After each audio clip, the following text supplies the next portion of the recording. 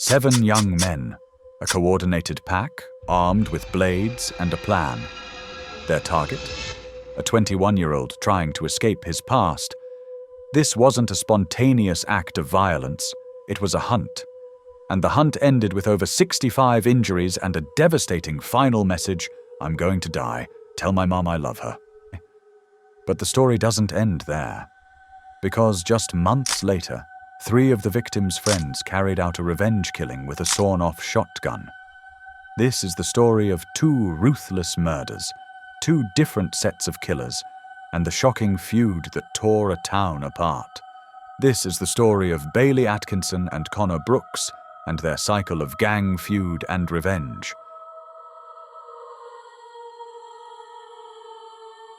Bailey Atkinson was known as a kind-hearted young man who would do anything for the people close to him.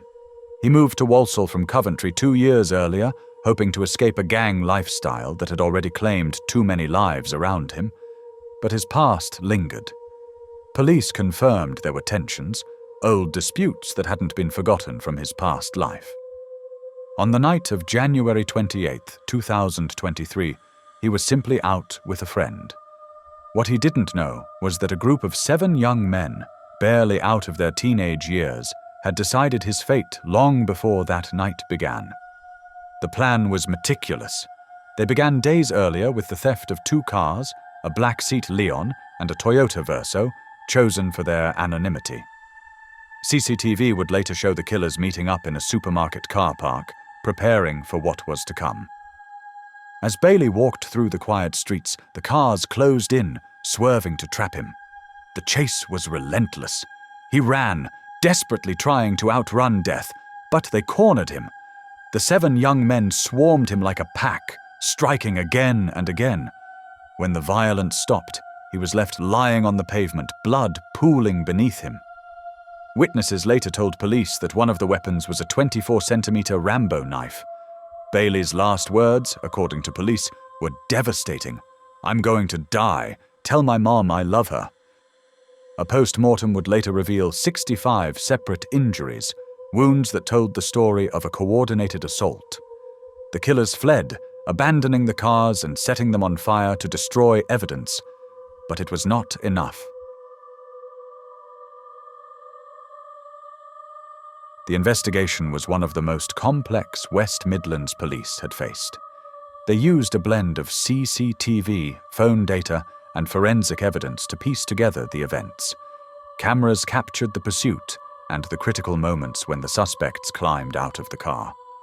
Mobile phone analysis confirmed they had met earlier that night, tying the group together step by step as they stalked Bailey. On May 24, 2024, at Nottingham Crown Court, the verdict was delivered. 7 young men were convicted of Bailey Atkinson's murder. Patrick Brooks, Ronan McCulloch, Sononi Lover, and Benjamin Wilkes were all given life sentences. The court described the attack as a ruthless and cowardly act. But even as the judge condemned their actions, the violence did not end. Their conviction would ignite a new cycle of bloodshed, a chain of retaliation that would claim another life just months later. The court records reveal a clear motive for the attack on Bailey Atkinson. Just 2 months before the murder, Bailey had been involved in an attack on the brother of one of his killers. This single act of violence, a past feud that he had tried to escape, ultimately sealed his fate. The group of young men were not just looking for a random victim. They were hunting Bailey specifically, seeking retribution for that earlier incident. The brutality of the attack, as the court heard, was a direct consequence of this burning desire for revenge.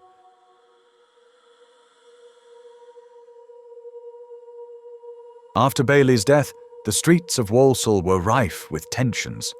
The murder, described by police as ferocious, sent shockwaves through the community. Among Bailey's close friends, the grief was soon overshadowed by a furious resolve to respond in kind. They felt a deep injustice and believed that a direct act of vengeance was the only way to honor their fallen friend. This sentiment, as the investigation later revealed, quickly turned into a deadly plan. But who would be the target of this retribution? The answer lay in the very group that killed Bailey. Court documents and police statements confirmed the target was Connor Brooks, the brother of one of the convicted killers, Patrick Brooks. Connor himself was not involved in Bailey's murder. He was a 20-year-old with his own life, but in the ruthless logic of gang violence, he was a direct and symbolic target. His connection to Patrick made him a victim of a feud he had no part in. Behind this plan were three key figures: Jake Sambrook, Byron Selich, and Julian Falconer.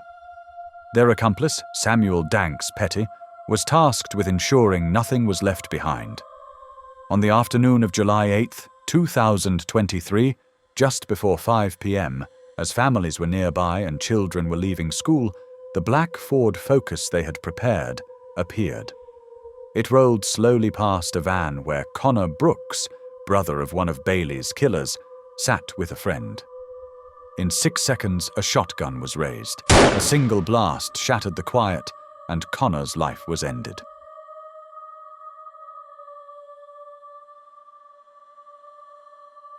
The killers fled, but detectives knew from the start that they had left a trail.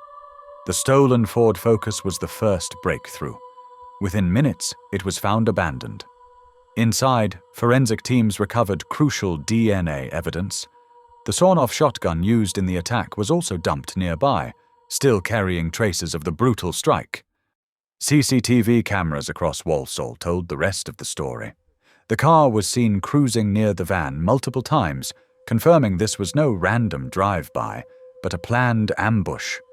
Mobile phone data was key, linking Sambrook, Selich, Falconer, and Danks Petty together in the lead-up and aftermath of the shooting. On May 30th, 2024, at Wolverhampton Crown Court, the judgment was delivered. Jake Sambrook, the driver, and Byron Selich were each sentenced to life with a minimum term of 29 years. Julian Falconer, a backseat passenger, was handed the same sentence.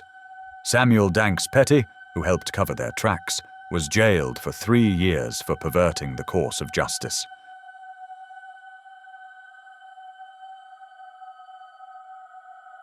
The killings of Bailey Atkinson and Connor Brooks brought to a close a pair of meticulously planned police investigations. For the detectives involved, the cases were described as some of the most complex they had ever worked on. Detective Inspector Jim Mahon, who led the Bailey Atkinson investigation, called it one of the most ferocious attacks I have seen.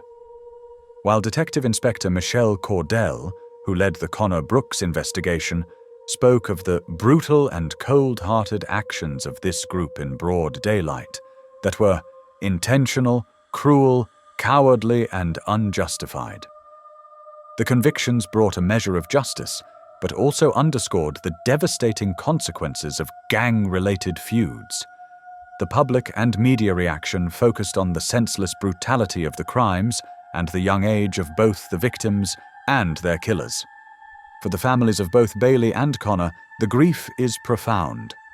In a statement released after the convictions, Connor's family said, "Connor was an incredibly kind and caring person, someone who was always there for us. His loss at such a young age is devastating for all of us who loved him." They added that this heartbreaking journey is a loss they will carry with them forever, and that the violence has to end. The killers now face long years in prison, but nothing can bring back the lives that were lost. 2 murders, 2 separate groups of killers, both driven by a deadly feud that spiraled far beyond its initial cause. The courts have delivered their verdicts, but the tragedy remains. This is a story of how an unending cycle of violence can claim not 1 life, but 2, leaving behind only grief and loss. This is the tragic legacy of the Walsall revenge killings. If you found this story compelling and want to stay informed about real crime stories with every detail and every fact, please subscribe to our channel and turn on notifications. There's always another case, another story waiting to be uncovered.